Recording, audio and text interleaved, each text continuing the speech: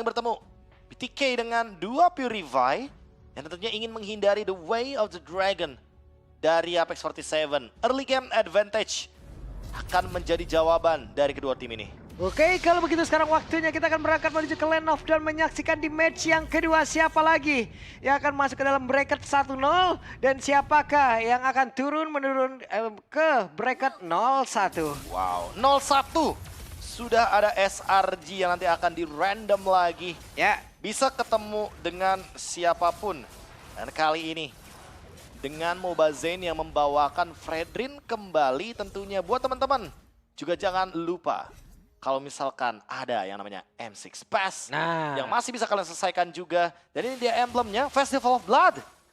Dan emblem fighter, itu dia Pak Pulu yang baru aku mention. Aku mencoba ini di custom dan aku coba di rank games diimplementasikan. Sustainability-nya emang luar biasa. Tapi kalau ngomongin damage, nah itu tuh damage-nya agak mendang-mending sih emang. Agak mendang-mending. Agak mendang-mending. Cuman kalau kita mau hitung-hitungan dari keseluruhannya nih Pak, hero yang dimiliki oleh BTK, mendang-mending semua dong ini damage-nya Mas. Benar, sebenarnya sih emang mendang-mending semua. Yang benar-benar pure damager di sini ya ada Joy dan juga ada Bruno sebenarnya. Karena sisanya hero-hero utility juga. Seperti yang kita lihat mungkin cuma Luwoi dari Hun yang nanti akan berperan sebagai damager dari Bloodthirsty King. Apalagi dengan pemilihan Purify dan juga Lethal Ignition. Berarti dia ingin memberikan burst damage ketimbang bermain dengan War Axe yang mungkin diperlukan juga oleh Super Friends. Oke, coba lihat damage-nya. Apa itu Bruno? Hey, masih pagi. Bruno macam apa ini? Bruno macam-macam Pak Bulu. Emang macam-macam sih kalau misalkan dari early game ya. Critical damage-nya masih ada. Dan Ulfhednar 2 suara dari caster Indonesia. Oke, itu dia teman-teman prediksi dari kita. Prediksi kalian seperti apa? Boleh langsung nongol di kolom komen. Dan Apex 47 masih melihat dari kejauhan ada Shark yang berdekatan dengan dirinya. Oke. Turtle akan dimunculkan saat lagi dan langsung dinyanyiin. Dan itu dia Frost Breeze-nya masuk sedikit lagi. Tapi baru ada satu Final Slash dan membuat momentumnya pun berubah menjadi milik dari Bloodthirsty King. Satu misplay yang tercipta dan ternyata Electrifying Beats yang sekarang hanya anti terhadap slow evac. Tentunya itu tidak akan bisa menghentikan bagaimana sisi power yang dimainkan oleh teman-teman dari BTK. Dan sekarang mulai diusir pelan-pelan karena Ulfhednar tidak ingin melakukan overextend. Tapi Mobazane, even dia mendapatkan purple buff, dia masih belum mendapatkan level yang kelima Pak Pulung. Ya. Ini dia alasan kenapa tank jungle sudah mulai menghilang pelan-pelan dari peredaran. Levelnya udah auto tertinggal dengan mobilitas yang sangat berbeda lagi. Tapi sekarang ada perpindahan tempat, Glorious Parway langsung dikeluarkan. Ada satu lagi. Dengan pergerakan begitu indah tadi membuat ada satu efek beku yang gak konek karena siapapun, namun ternyata turtle-nya malah berhasil diamankan oleh Mobazane. Tapi pertempurannya terus terjadi, ada flicker yang sudah terlihat, tapi The Way of Dragon membuat Mobazane langsung menghilang dengan sangat cepat. Dan ada aksi balasan dari Ulfhednar yang membuat Void Chicken satu yang terakhirnya. Void Chicken balik ke area belakang, membuat rekan-rekannya pun selamat. Apakah ini sebuah pengorbanan? Pengorbanan, tapi aku merasa ya di posisi seperti ini BTK yang mendapatkan turtle tetap mendapatkan kerugian juga pada mereka. Sehingga dengan team fight panjangnya Ulfhednar yang membawakan alien glue di sini, grab-grabnya on point banget. Mobazane yang ditarget karena emang sangat mudah sekali untuk bisa menghentikan bagaimana hero-hero di lini depan atau konotasinya hero patung sebenarnya. Ya, contohnya di sini ada 3 bahkan, Arlott, Fredrin, Hylos juga. Mereka bakal mudah sekali untuk bisa di-engage duluan sama Glue. Sehingga ini akan memudahkan TNZ sebagai eksekutor datang sebagai pembasmi kill aja. Yap, karena tadi dibilang bersih banget juga setupnya, enggak juga ya Pak. Hey, ada Glorious Pathway langsung dikeluarkan, tapi barusan terlihat ada Glacier tadi yang sudah connect ke arah dari satu player. Namun di tempat yang berbeda, The Wave Dragon langsung dikeluarkan, tapi Zianya masih berhasil kabur lagi ke tempat yang berbeda. Ada sebuah backupan yang dilakukan oleh Rosa, Rosanya di bagian belakang, dan sekarang ada Huskclaw yang dimiliki oleh Sunshine dan Sunshine. Mungkin siap bergabung ke dalam pertempuran, tapi sekarang waktu yang didapatkan dimanfaatkan dulu untuk bisa melakukan platingan. Hey, Apex 47! Terlalu lama. Oke, over juga dari positioning dan memang Rosanya juga memilih untuk mundur ke belakang. Dia nggak ready dengan flickernya. Kayak terlalu memaksakan juga untuk melakukan zoning out atau screening. Tapi padahal di sana Sunshine sudah cukup untung. Dia mendapatkan full platingan gold Pak Pulung. Jadi untuk sekarang kayaknya pertukarannya udah cukup adil. Tinggal melihat bagaimana setup turtle kedua. Karena lihat TNZ levelnya 1 level di atas dari Mobazane. Yep. Tinggal menunggu bagaimana TNZ dengan cara masuknya menuju ke area dari setup turtle. Semenjak Alien, nah itu dia nih. glue yang sangat menjengkelkan di depan dan akan mengganggu semua frontliner dari Bloodthirsty King. Oke, di bawah masih cukup adem antara masing-masing god laner, tapi belum ada sebuah serangan yang begitu signifikan. Hanya saja TNZ sudah mulai mendekat dan juga Apex 47, tapi again gagal untuk bisa mendapatkan karakter tersebut dan Mobazen kembali menunjukkan kelasnya. Retri yang begitu on point dan kalkulasi dari Fredrin dari dulu memang sangat menyebalkan.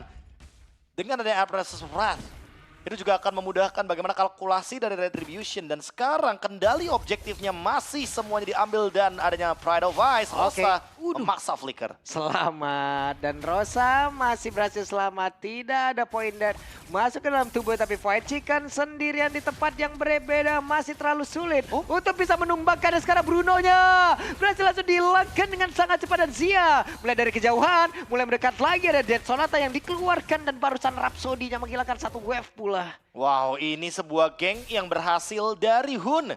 Dengan ada diversion yang tiba-tiba dia hadir di belakang dari Sunshine yang terkena poke damage. Sehingga membuat gerakan dari Sunshine sangat terbatas. Dan lihat Zia, dia memang tidak mendapatkan platingan gold. Tapi dia mendapatkan keuntungannya adalah turretnya. Outer yang nantinya akan membuka potensi untuk ganking dari BTK. Sementara Hun, dalam keadaan seperti ini dia tinggal menunggu langkah selanjutnya. Menuju kemana, teleportation. Yang sangat-sangat mengganggu juga bagaimana keseimbangan dari Ulfhednar. Apalagi sekarang dia on the way untuk ke Glowing One. Yap, itu dia. Ada pergerakan tadi di area mid yang dilakukan oleh TNZ. Sementara Mobazen di dalam rerumputan ada dua player yang udah mulai mendekat tapi terlalu beresiko. Nah, resikonya emang tinggi sih. Melihat apalagi sekarang pressure-nya akan bergerak ke bagian top lane. Yap. White Chicken yang standby di bagian bottom lane. Waduh. Hingga poke damage lagi dari Dead Sonata. Bener-bener mengganggu banget dengan tipikal spam. Semakin banyak last hit yang diambil sama Zia, semakin banyak juga Dead Sonata yang bisa dilontarkan. Ini enak banget ya, Zia emang benar-benar dikasih waktu, dikasih tempat gitu loh. Bahkan dikasih perlindungan untuk emang agak sedikit maju daripada Zia. Dan Zia bisa menyelesaikan di bagian belakangnya. Tapi Apex 47 sendirian di dalam area tersebut terlalu berani apabila dia melakukan sebuah inisiasi sendirian. Perfect Turtle. Mobazen dengan Fredrin benar-benar keluar dari konteks permainan assassin atau bahkan fighter. BTK menekan Ulfhednar sehingga gerakan mereka sangat terbatas sekali dan bergantung kepada Alien. Kalau Alien gak dapetin grab split-splitnya Pak Pulung, ini kayaknya gak bakal menjadi gamenya imbang secara permainan pick off-nya. Karena Ulfhednar sangat membutuhkan waktu biar TNZ-nya bisa game.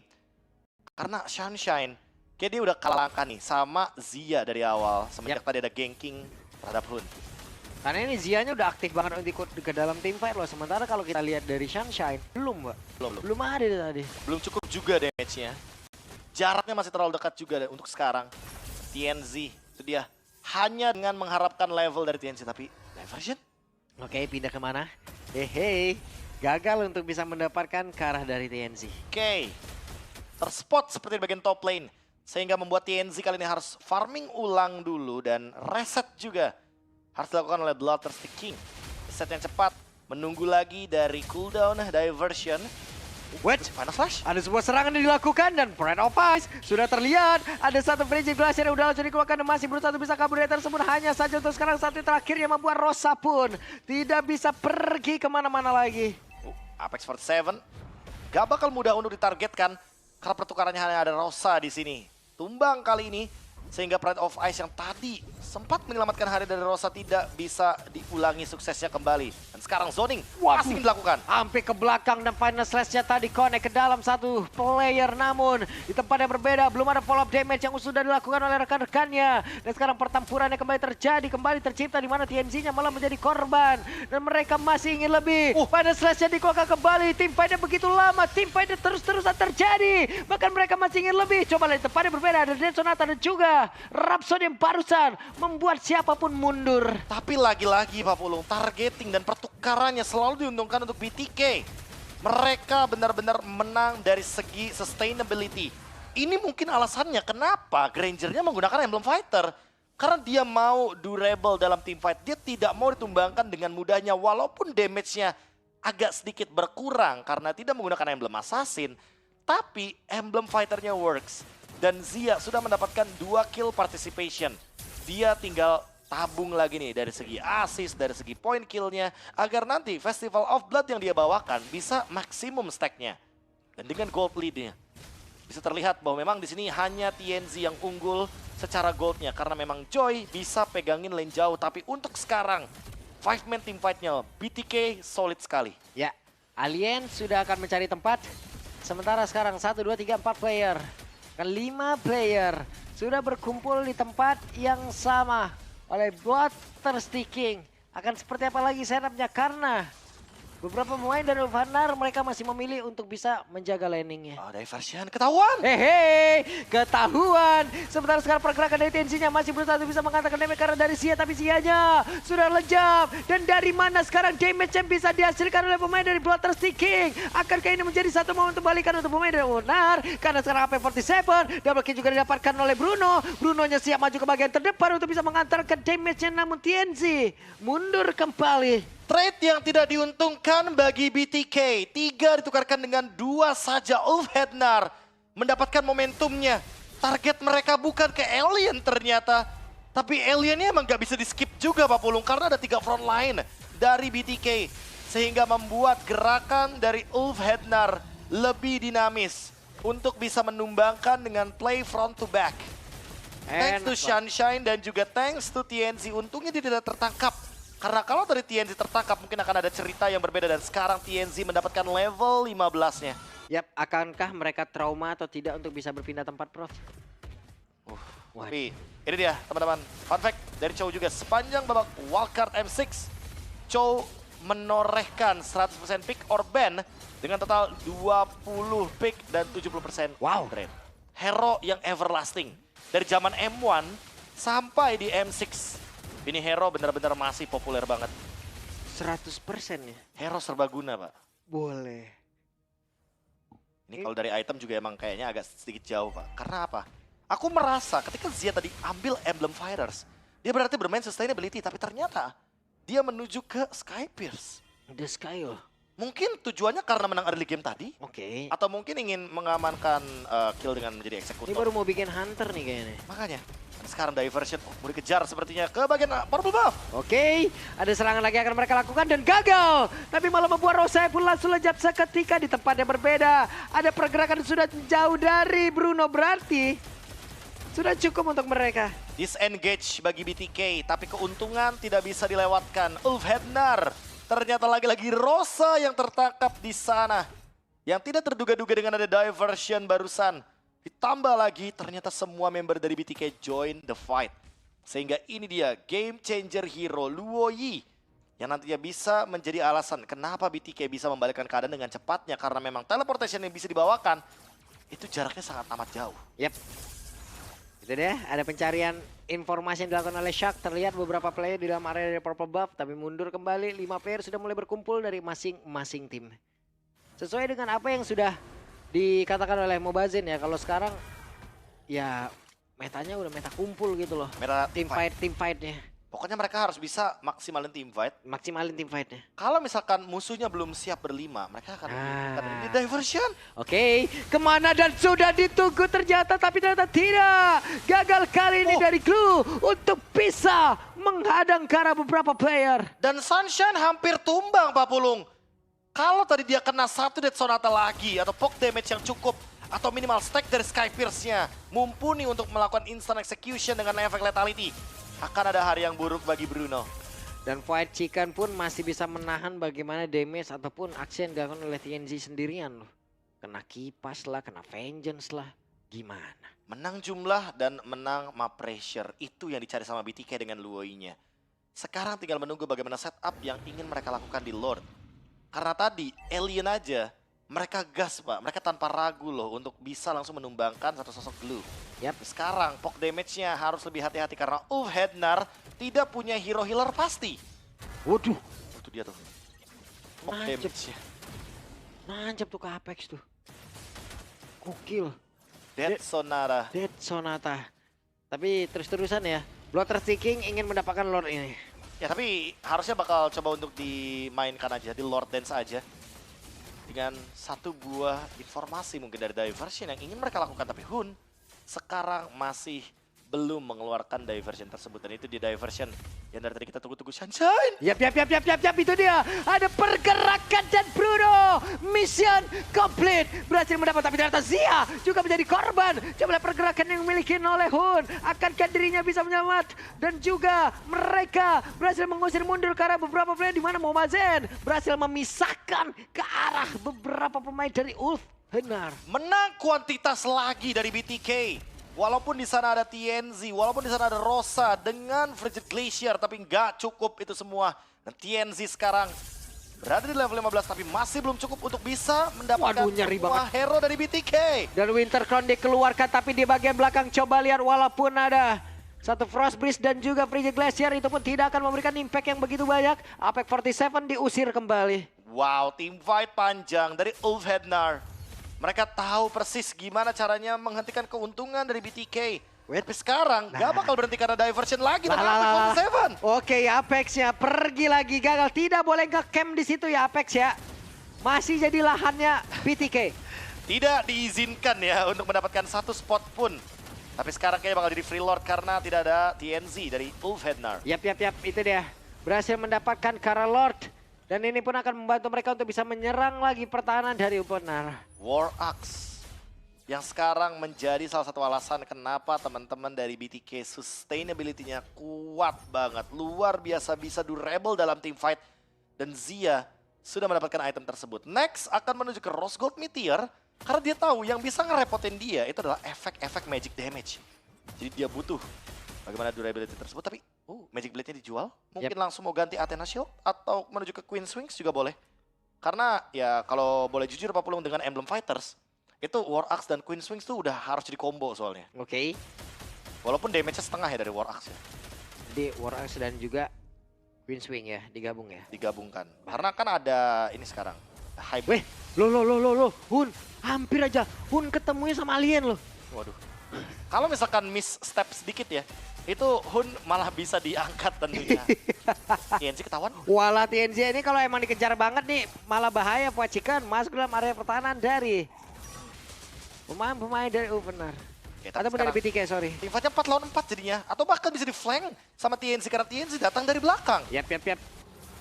Lord-nya giveaway. Lord giveaway, tapi Apex 47 tetap menjadi orang terdepan, hanya saja tidak bisa terlalu lama lagi.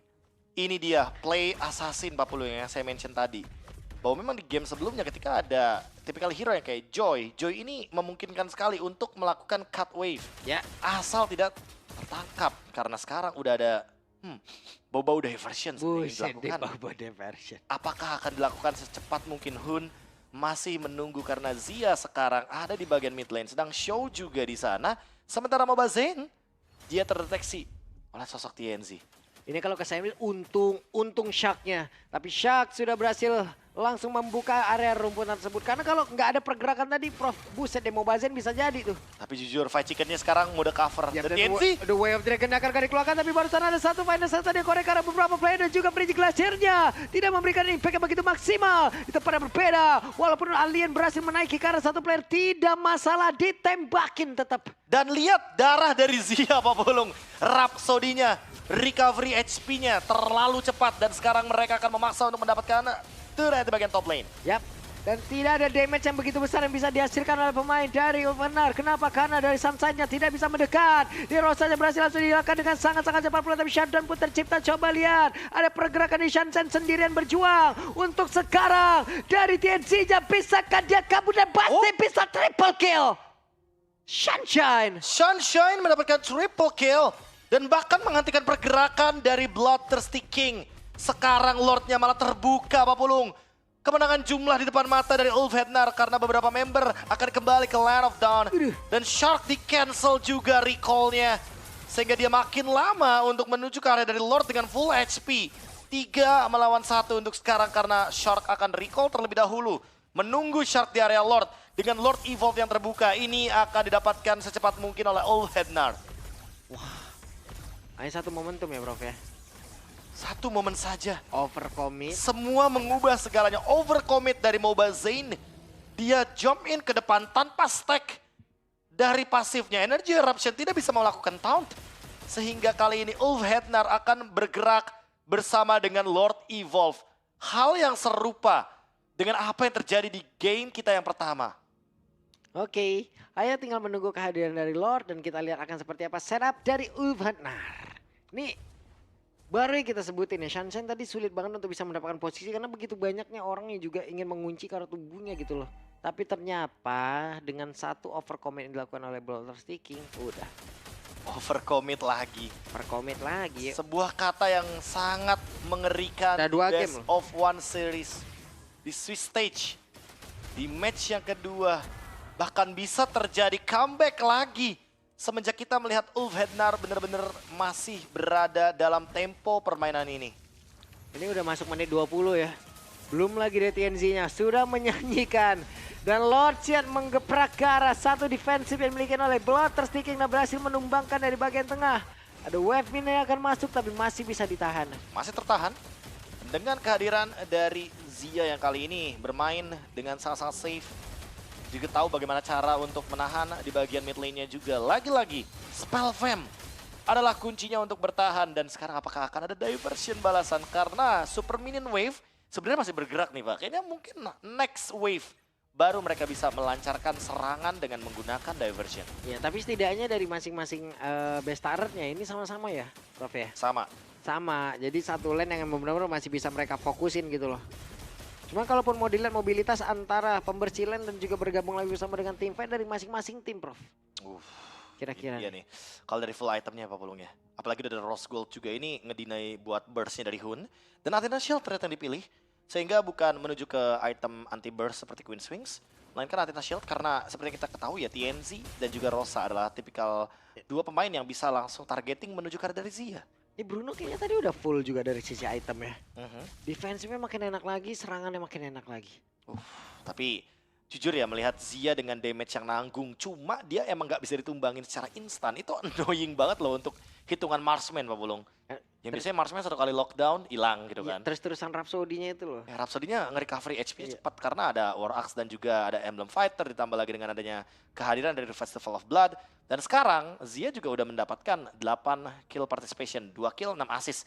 Jadi ya jangan kaget kalau ternyata nanti kalkulasi dari Festival of Blood-nya sudah sangat cukup untuk dia bisa nge-recovery HP.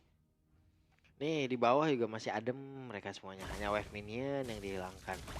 Alien dikasih makan dulu. Dikasih makan sih, emang harus sih.